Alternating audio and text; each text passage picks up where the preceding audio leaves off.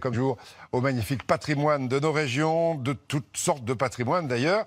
D'abord, la série consacrée à quelques collectionneurs étonnants. Hier, on était avec une coiffeuse dans la Sarthe. Aujourd'hui, un couple de la Marne qui collectionne et répare de vieux postes de radio. C'est aussi notre patrimoine. À Vitry-le-François, Guillaume Gruber et Christophe Annès. Et voilà, c'est magique. Avec ces vieilles machines, il faut attendre que le poste chauffe, puis trouver la bonne fréquence. Ce son grésillant, toujours différent, c'est ce qui plaît à René Boutet. Depuis plus de 40 ans, cet électricien de formation répare pour son plaisir des radios parfois coriaces.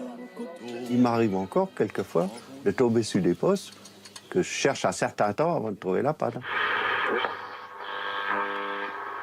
C'est magique de redonner vie à un appareil qui a 80 ans, qui a dormi pendant 50 ans dans un grenier. Et puis, il faut voir que tous ces appareils-là, ils ont une histoire.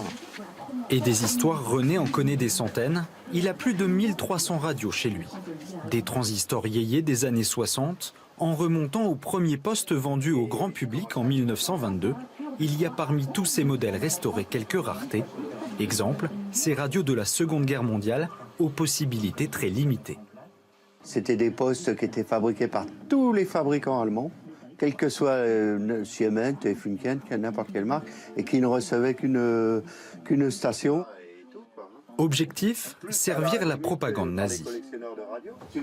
Sa passion radiophonique envahissante, René la partage avec son épouse.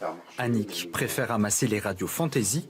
Elle en a plus de 700. Certaines sont un peu cocasses et d'autres sont carrément coquines. Même là-dessus, ça c'est la FM, ça. On est tout le temps ensemble au brocante, tout au bout. On fait les brocantes depuis 1985 à peu près. Et j'ai 60 ans de... Mais chacun garde jalousement sa collection. René aime surtout les radios des années 30. Ducreté, Radiola, Saba, Philco, Marconi, les marques fleurissaient et les designs aussi. Les postes avaient en plus une fonction décorative. Celui-là, c'était un central des ondes et il représentait les anneaux de Saturne. Celui-là était en cuivre, vous voyez. Celui-là était en bois. Là, c'était directement dans la masse. C'était typiquement américain, vous voyez.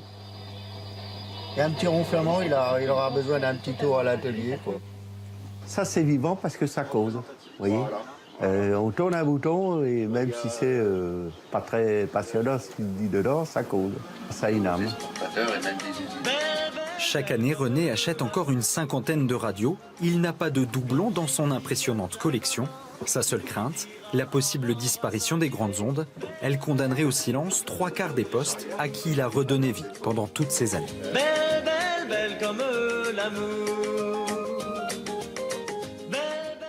Vraiment une extraordinaire collection. Demain, on continue avec un collectionneur de